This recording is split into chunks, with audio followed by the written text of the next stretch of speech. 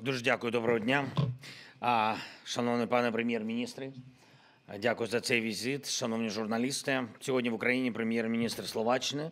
І у нас сьогодні була змістовна розмова. Важливо, що є цей наш діалог. Ми будемо продовжувати обов'язково цей діалог. Пан прем'єр-міністр Словаччини в Ужгороді не вперше, але це перша наша зустріч саме тут. І маємо зберігати прагматичний характер роботи, як сьогодні. Важливо, щоб це мало продовження на рівні міністрів, на рівні наших інституцій, не тільки на рівні лідерів. Зокрема, ми домовились провести в жовтні засідання міжурядової комісії. І отже, сьогодні ми обговорили ключові теми, те, що принципово для України, те, що принципово для Словаччини. Я поінформував про нашу розмову вчора з президентом Трампом, також про роботу з лідерами коаліції охочих для наближення миру, гарантування безпеки України, отже, всіх наших сусідів. Російська агресія, намагання дестабілізувати життя України і інших країн ніколи не завершується однією країною. Маємо зробити все, щоб негативні сторінки історії не повторились ані для України, ані для Словаччини, ані для інших країн Центральної Європи. Прем'єр-міністр розказав мені про свої контакти в Китаї. Ми бачили, хто там був і хто що говорив, як себе поводив. Важливо, щоб Путін не сприймав такі свої візити, як індульгенцію. Мир не має альтернатив. І ми виступаємо за мир, і треба завершити війну, і це повинна зробити саме Росія, як єдиний суб'єкт, який цю війну почав, і який, на жаль, затягує її. Ми в Україні хочемо миру. Ми розраховуємо на підтримку наших мирних зусиль. Роберт запевнив, що Словаччина буде разом з нами і з іншими партнерами в роботі заради миру. Ми обговорили тематику безпекових гарантій для України, і добре, що Словаччина готова визначити свою позицію щодо цього та відкрита до діалогу з нами. Більшість Європи вже в гарантіях, і ми працюємо з партнерами. Вважаємо, що було би правильно, щоб Словаччина також була частиною нової системи безпеки. Ми цінуємо також, що Словаччина готова працювати з нами в форматі коаліції укриттів. Дякуємо за цю підтримку. Це передусім стосується шкіл в Україні, дитячих садочків. Ми будемо вдячні за цю підтримку. Важливо, щоб наші міністри забезпечували відповідні результати. Чудово, що у нас є така зустріч, така можливість проговорити різні питання, і міжнародні питання. І ми чуємо від Сполучених Штатів, яку вагому роль для президента Трампа відіграє питання енергетичної незалежності Європи. Треба дати відповідь на це, і це залежить від кожного в Європі. У російської нафти, як і у російського газу, немає майбутнього. Якщо Америка надалі буде саме такою рішучою, це буде відчутною зміною ситуації і фактором, який точно гарантуватиме, що Росія не буде воювати. Я хочу відзначити, що Словаччина підтримує Україну в русі в Євросоюз. Дякуємо за цю підтримку. Це для нас дуже вагомо. Зараз тривають перемовини. Україна заслуговує на відкриття відповідно кластерів. Ми розглядаємо вступ України в Євросоюз як частину безпекових гарантій для нас. Позитивно сприймається очільниками європейських інституцій, і в європейських столицях, і в Вашингтоні. Нас підтримують дуже. Це важливо. І дякую, пане прем'єр-міністр, що ви підтримуєте рух України в Євросоюз. Однак ми бачимо і те, що Україна та Молдова мають і надалі разом рухатись до членства в Євросоюзі. Так само важливо, щоб двостороння співпраця в економічних та інфраструктурних питаннях тут, у нашому регіоні, зміцнювала наші народи, зміцнювала наші країни.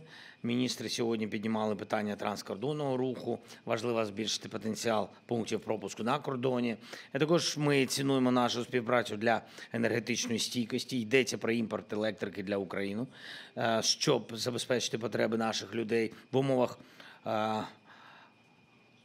російських ударів, ракет, дронів. І також йдеться про експорт наших енергоресурсів через територію Словаччини третім країнам. Чим більше ми будемо працювати один з одним, тим краще буде для всієї Європи. Я впевнений в цьому. Принцип для України один. Ми готові забезпечувати і енергостабільність і для Словаччини, і для інших партнерів, і мати спільні проекти. У нас тільки один принцип – це не російські енергоресурси. І ще одне. Сьогодні вагомий результат наших залізничників, і хочеться їх привітати. Нова колія – частина європейської мережі, яка з'єднує Ужгород з Братиславою, Кошице, Будапешт, Віднем. І це тільки один з перших наших таких кроків фактично в інтеграції української залізниці до мереж Євросоюзу. Дякуємо всім, хто працював над цим результатом, над цим проєктом. Це спільний проєкт з Євросоюзом. Попереду тисячі подібних проєктів. Україна буде частиною Євросоюзу, обов'язково. Дякую ще раз, пане прем'єр-міністр, за візит. Слава Україні! Заява прем'єр-міністра Словацької Республіки Роберта Фіцо.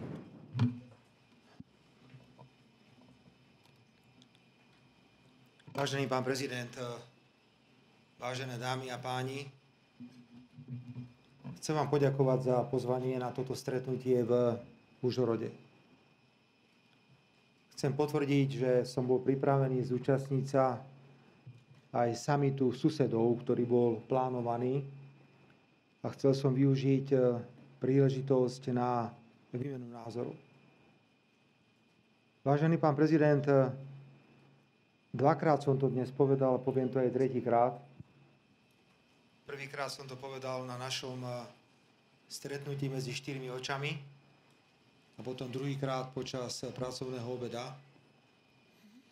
Slovensko-ukrajinské a ukrajinsko-slovenské vzťahy sú dobrým príkladom toho, ako môžu niekedy rozdielne politické názory prekryť podstatu spolupráce. Pretože ak sa pozrieme na pragmatickú, racionálnu spoluprácu Ukrajiny a Slovenska, je tam veľa pozitívnych vecí.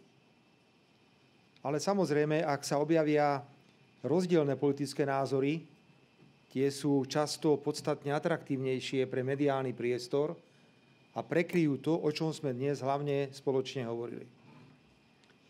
Preto, vážený pán prezident, veľmi vítam, že sme mali možnosť hovoriť osobne na 4 oči a potom aj v pléne a mohli sme si niektoré veci buď vysvetliť, alebo sme mohli na niektorých svojich pozíciách zotrvávať.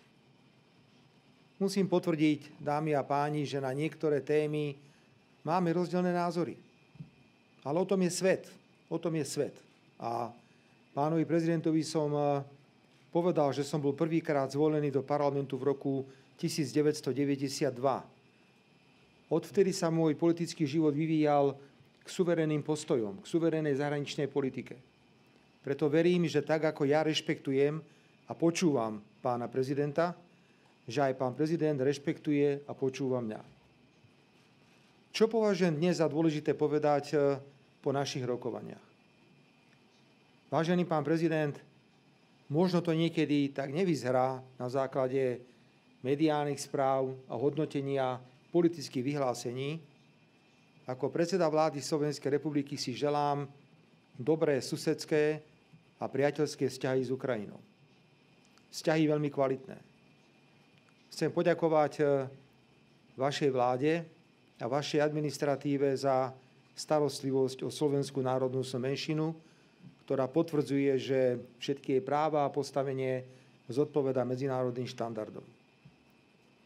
Želám si nielen dobré vzťahy medzi Slovenskom a Ukrajinou, vážený pán prezident, ale želám vám aj dobrý, spravodlivý mier. Želám vám, aby čo najrýchlejšie ste našli riešenie, pokiaľ je bezpečnostné záruky. V tomto Slovenská republika ako malá krajina nevie zohrať rozhodujúcu úlohu, ale podporujeme všetky iniciatívy, ktoré smerujú k prímeriu, všetky iniciatívy, ktoré vedú k mieru. Aj preto mohol som mať výhrady, vážený pán prezident, ale súhlasil som aj s vašim mierovým plánom, ktorý sa nazýval Zelenského formula. Súhlasil som s mierovým plánom, ktorý predložili Brazílčania, ktorý predložili Číňania. Želám naozaj tejto krajine mier a želám jej predovšetkým veľmi dobrú európsku perspektívu. Chcem pripomenúť, že členstvo v Európskej únii je spojené s náročným a dlhým procesom, cez ktorý treba prejsť. Ponúkol som pánovi prezidentovi všetky skúsenosti, ktoré slovenská vláda má k dispozícii, pretože v prístupovom procese sme urobili množstvo fatálnych chýb, ktoré keby sme neboli bývali urobili, tak dnes naše postavenie v Európskej únii by mohlo byť ešte silnejšie, ako je v tomto okamihu.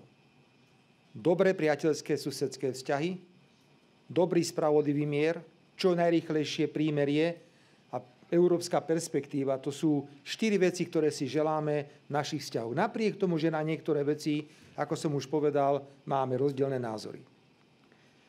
Vážený pán prezident, ja som v živote prijal všelijaké vážne rozhodnutia a vy prijímate ešte ťažšie rozhodnutia ako ja, pretože vaša krajina je vo vojne. Spomínam si, ako sme stiahli vojakov z Iraku v roku 2007, lebo sme boli presvedčení, že vojna v Iraku začala na základe vymyslených nepravdivých dôkazov. Spomínam si, ako sme vetovali povinné kvóty pre nelegálnych migrantov. A preto sme presvedčení, že my nemôžeme zísť a nezídeme na Slovensku z cesty slovenskej suverénnej zahraničnej politiky, ktorá je orientovaná na všetky 4 svetové strany. Z tejto cesty nezídeme. A nezídeme ani z cesty, že budeme hovoriť hrdo a statočne naše suverénne názory. Sme presvedčení, že každý má právo na ochranu svojich vlastných národných záujmov. Vy máte právo chrániť vlastné národné záujmy, my máme právo chrániť vlastné národné záujmy. A musíme sa pri tomto rešpektovať. Viem, že je to téza, ktorá je nie vždy dobre prijímaná, ale nie je možné ochraňovať vlastné národné záujmy tým, že poškodzujeme národné záujmy niekoho iného. Ďakujem, pán prezident, za veľmi rozsiahlu diskusiu na tému energetiky, kde máme pomerne odlišné názory. Fakt je ale ten, že potenciál energetickej spolupráce medzi Slovenskom a Ukrajinou je obrovský. A my sme už začali.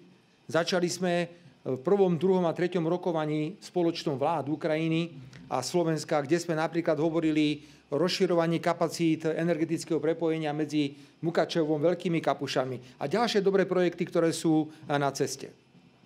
Myslím si, že ministri hospodárstva, ekonomiky, ktorí boli dnes prítomní na stretnutí, majú pred sebou obrovské množstvo práce. A ja sa teším, že aj na najbližšom rokovaní vlády táto agenda bude predmetom nášho spoločného skúmania. Vážený pán prezident, za veľmi dôležité považujem, že sme sa dohodli na tom, že zostávame v kontakte.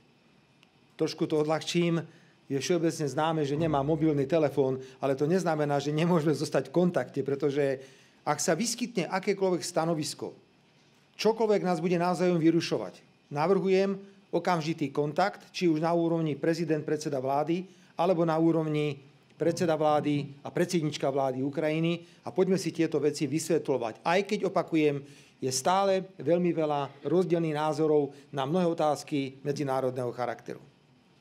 Vážený pán prezident, budem považovať za výborný znak ďalšieho pokroku v slovensko-ukrajinských a ukrajinsko-slovenských vzťahoch, ak sa nám podarí čo najrýchlejšie zorganizovať 4. zasadnutie, spoločné zasadnutie vlád Slovenskej republiky a Ukrajiny.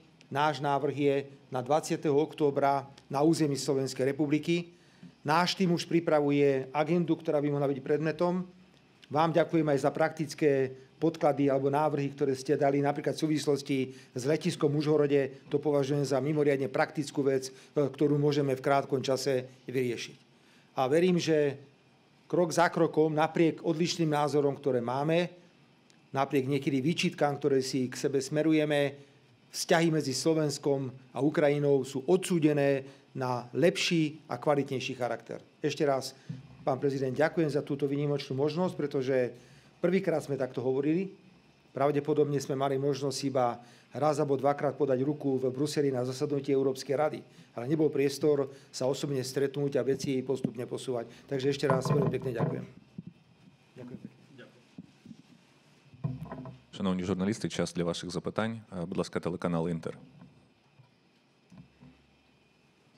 Добрий день, Ніна Коломієць, телеканал «Інтер», українське телебачення. Пане Фіцо, які меседжі ви привезли з Китаю? Із того, що вже відомо публічно, ви мали зустріч із Путіним, і він запропонував вам енергоблокаду України. Яка ваша реакція на цю пропозицію? Це питання до обидвох спікерів. І чи обговорювали ви тему енергетики під час зустрічі сьогодні, зважаючи ось на цей випад? І чи вдалося знайти шляхи співпраці України і Словаччини за результатом вашої сьогоднішньої розмови? А також, чи дослухається Словаччина до вимог президента США Трампа, яку він вчора озвучив під час телефонного дзвінка з європейськими лідерами, припинити платити гроші Росії за енергоресурси? Дякую. Ďakujem za vaše otázky, pani redaktorka. Opäť prosím, aby ste rešpektovali naše suverénne pohľady na témy, ktoré ste teraz otvorila pred veľkým množstvom médií. Začnem tým najpodstatnejším. Úlohou mojej návštevy v Pekingu nebolo len sa bilaterálne stretnúť s ruským prezidentom. Mojou úlohou bolo zúčastniť sa na oslavách 80. výročia konca druhej svetovej vojny a víťazstvo nad fašizmom. Tu treba poďakovať aj vám, Ukrajincom, pretože ste boli súčasťou národov bývalého Sovietskeho zväzu, ktorí spoločne s Čínou zaplatili najviac za druhú svetovú vojnu. V Číne to bolo 36 miliónov obetí druhej svetovej vojny a japonskej agresii od roku 1931 do roku 1945. To bol hlavný dôvod, prečo som išiel, pretože uctievam si obete druhej svetovej vojny a boja proti fašizmu všade, kde sa dá.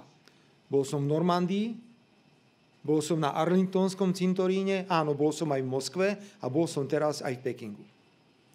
Pri takejto príležitosti, keď sa stretnú lídri z celého sveta, je obrovská chyba sa nestretnúť a nerozprávať. Ja som absolvoval stretnutie približne s 12 alebo 13 prezidentmi, s niektorými formálne, oficiálne, s niektorými neformálne.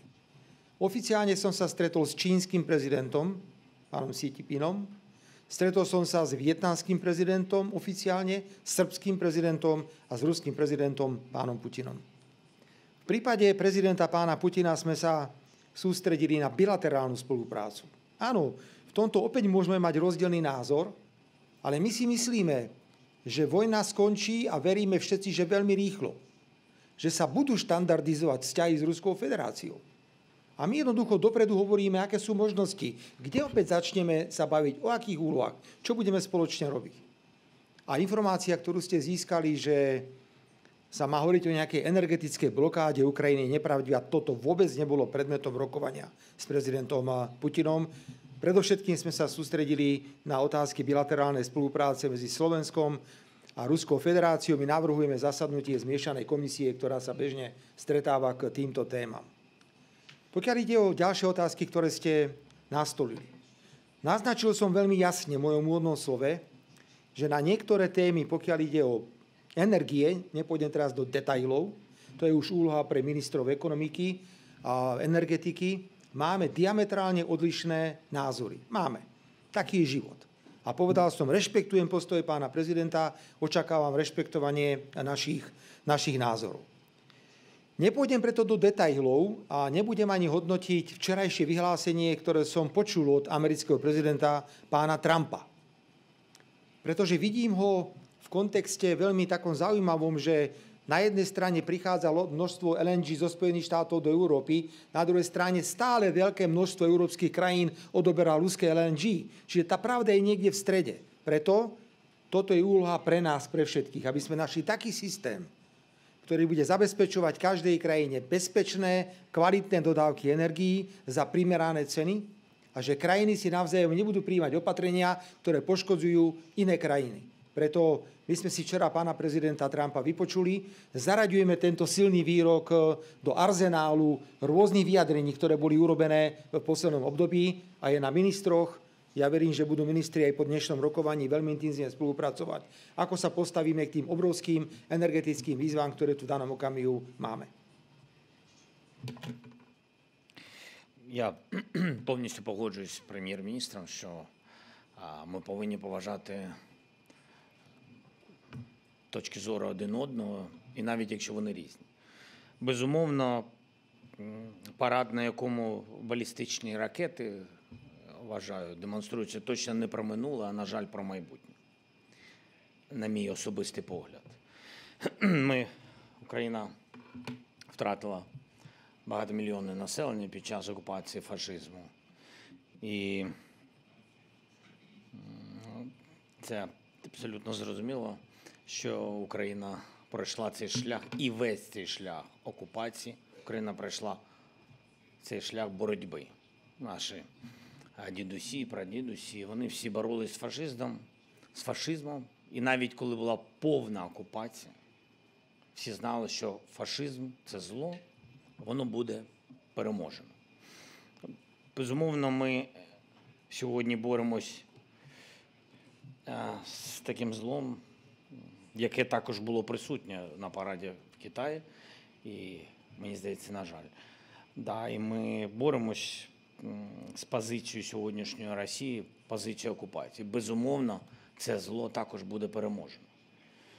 Жаль, що на це дуже висока ціна цього. Це людські, це життя людей. І сплачуємо цю ціну ми. Не вся Європа, і я їм не бажаю війну, а сплачує цю ціну, найвищу ціну Україна. Що стосується енергоблокади, ми, до речі, не говорили про це. Я навіть не знаю, я почув від вас, що був такий сигнал, так? Я розумію, в медіа від Путіна. До речі, якщо логічно подивитись на це, якщо людина хоче закінчити війну, то, напевно, вона не буде просити у партнерів або у сусідів України робити енергоблокаду. Тому що йдеться про що? Це говорить про те, що він хоче атакувати нашу енергетику, розуміє, що ми її захищаємо, як ми можемо, і імпортуємо, коли дефіцит, і згідно правил Європейського Союзу, нам цей імпорт emergency нам предоставляють. І він розуміє, що якщо заблокувати цей процес, що неможливо, я вважаю, якщо по закону жити, нехай навіть з законом в Росії дефіцит, але тим не менш сьогодні це неможливо зробити. По-перше, ми захищаємось, системи ППО, і він постійно хоче зробити ці блокади, але імпорт, ми на нього сьогодні маємо право. І ми дуже вдячні країнам, безумовно, і Словаччині, завдяки яким ми отримуємо цей імпорт в моменти дефіциту. Але найстрашніше в цьому, мені здається, в тому, що вони піднімають це питання. І мені здається, що в цьому є проблема, що ми, безумовно, мало тиснемо на Росію, щоб вони думали про закінчення війни. Тиск може бути тільки об'єднаний від всіх партнерів Європи і від Сполучених Штатів Америки. І те, що ви сказали про президента Трампа, який під час дзвінка сьогодні ділився про це з прем'єр-міністром Словаччини, так, абсолютно прямо президент Трамп говорить про те, що Росія повинна припинити отримувати енергоресурси. Європа повинна припинити отримувати енергоресурси від Росії, яка на цьому заробляє гроші. І за рахунок цих грошей, це саме це говорив президент Сполучених Штатів Америки, і за рахунок цих грошей вона воює з Україною. Я думаю, що ми всі розуміємо, кому і чим займатися в цій ситуації. Дякую. Будь ласка, друге і останнє запитання. Словацька інформаційна агенція ТАСР. Четвертий ряд. Dobrý deň. Ja sa chcem opýtať, či bude teda možné aj v budúcnosti cez Ukrajinu dopravovať na Slovensku ropu a plyn.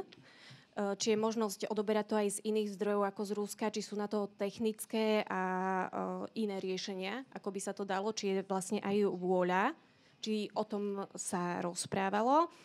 A teda na našu stranu, či sa uvažuje o takejto energetickej blokácii, alebo je to nejaká vyjednávacia metóda, že by sme to mohli teda urobiť.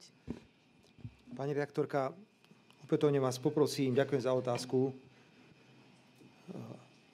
Nič také nebolo v rozhovore s prezidentom Putinom. Nerád sa dostávam do situácie, že sa umelo vymyslí nejaká téma a potom sa týždeň rozoberá. Opakujem, nič také nebolo na stretnutí s prezidentom Putinom. Hovorili sme o možnostiach bilaterálnej spolupráce podobne, ako som to robil s vietnamským prezidentom alebo s prezidentom Číny na mimoriadne dôležitých stretnutiach. Ak ste ma dobre počúvali aj v úvodnom slove, aj v prvej odpovedi na otázku, tak som avizoval, že máme na niektoré veci rozdielne názory. A povedal som aj to, že rešpektujeme, ak si krajina chráni národné záujmy, ale súčasne by pritom mala rešpektovať záujmy niekoho iného. My sme preberali s pánom prezidentom otázku útokov na ropnú infraštruktúru na území Ruskej federácie a samozrejme sme preberali aj otázku, že už cez Ukrajinu neprúdi ruský plyn smerom na Slovensko. Viete, že to bolo predmetom veľmi silných politických vyhlásení na obidvoch stranách. A ja si za vyhláseniami, ktoré som hovoril v súvislosti so stratami pre Slovensko a súčasne s vyhláseniami, ktoré hovoria, že vojenské útoky na legitímne ciele podľa všetkého, lebo ide o vojnu, poškodzujú aj Slovenskú republiku. A že mali by sme hľadieť aj na záujmy iných krajín, ktoré sú súčasťou medzinárodnej energetickej siete. Pani redaktorka, môžeme mať hocaké vyhlásenia. Môžeme povedať, že ten môže to a ten nemôže tamto. Na Slovensku platí, že mus je veľký pán a nemus je ešte väčší pán. Budeme sa správať veľmi suverénne ako Slovenská republika a aj v spolupráci s ukrajinskými partnermi budeme hľadať riešenia, ktoré budú dobré pre suverénnu slovenskú politiku. Ale nechceme byť súčasťou hier. My nechceme byť súčasťou hier, pokiaľ ide o energetiku, že toto nesmiete, lebo to je politicky také. A toto musíte, lebo to je politicky také. Tieto hry my hrať nebudeme. Budeme robiť všetky rozhodnutia v energetickej oblasti, ktoré budú dobré pre slovenskú suverénnu politiku. A myslím si, že v tomto našom ponímaní má veľké miesto aj spolupráca Slovenska a Ukrajiny. Дякую за ваше запитання. Ми говорили сьогодні про енергетику. Як сказав прем'єр-міністр, 20 жовтня наші урядовці зустрінуться. Наші урядовці будуть абсолютно конструктивні. Ми готові мати спільні енергетичні проекти. Ми готові до постачання газу і нафти на території Словаччини. І я сказав відверто прем'єр-міністру, якщо це не російський газ, якщо це не російська нафта, тому що у нас війна. На цьому крапка. Що стосується інших проєктів, вони є. Я вважаю, що альтернативи є. Ми знаємо багато альтернатив. Ну, достатньо, скажімо так, не багато, достатньо альтернатив, проєктів. Ми готові працювати. Далі, якщо чесно, якщо б не було у нас складнощів щодо ударів по нашій енергетиці, ви знаєте, що ми підключені до європейської енергомережі. У нас завжди був профіцит, у нас розвинута мережа атомки, у нас завжди був профіцит у будь-який момент року, завжди був профіцит електрики, ми хотіли допомагати. Ми навіть під час війни допомагали Молдові, навіть під час ударів. У нас дійсно хороша, дуже хороша мережа. І якщо б не удари, ми б і з цим би допомагали всім, і працювали би, якщо потрібно, Словаччині, також би з ними співпрацювали і в цьому напрямку. Що стосується України, Україна